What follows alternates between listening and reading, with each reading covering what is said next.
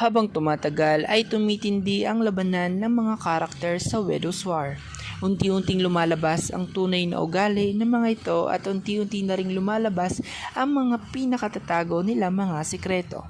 Sa bagong plot twist ng Widow's War ay pinakita na nga ang laging kausap ni Aurora sa secret room na nung una akala natin ito ay si Rodolfo Palacios na ama nila Rebecca at Jericho.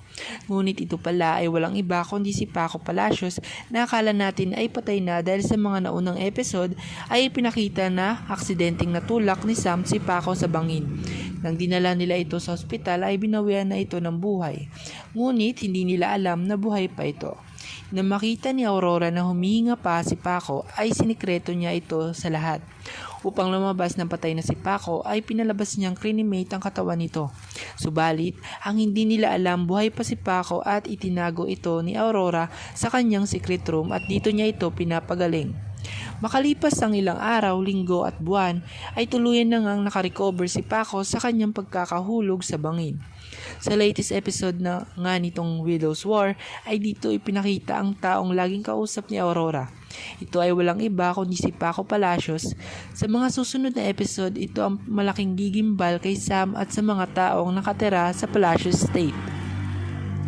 Isang gabi, hindi makatulog si Sam. Lumabas ito sa kanyang kwarto upang mag-relax muna sa labas. Ngunit habang palabas pa lang siya ng mansyon ay nakita niyang may daladala na namang pagkain si Aurora na pang 2 tao. Upang makita ang ginagawa ni Aurora, ay maingat na sinundan ito ni Sam sa kanyang kwarto. At pagpasok ni Sam sa kwarto ay laking gulat niya na wala doon si Aurora. Hanggang may isang libro siyang ginalaw at may isang pinto ang bumukas na may hagdan pababa. Ito ay patungo sa secret room ni Aurora na kinaroroonan ni Paco. Maingat na bumaba si Sam at nang makababa siya ay laking gulat niya na mayroon kausap si Aurora. Ngunit mas nagulat siya nung makita niya na ang taong kausap ni Aurora ay walang iba kundi ang asawa niyang si Paco Palacios, na ang pagkakaalam niya ay patay na. Napaluha si Sam, nagulat at nakaramdam ng unting takot. Buhay si Paco! Mahinang bigkas ni Sam.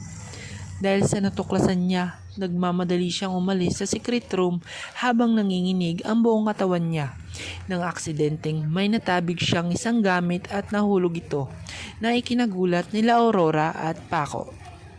Sa inyong palagay, mahuhuli kaya nila Aurora at Paco si Sam? Ano kaya ang mga susunod pang mangyayari? Yan ang ating pagkakabangan sa lalong tumitinding mga eksena at kaganapan sa Widow's War.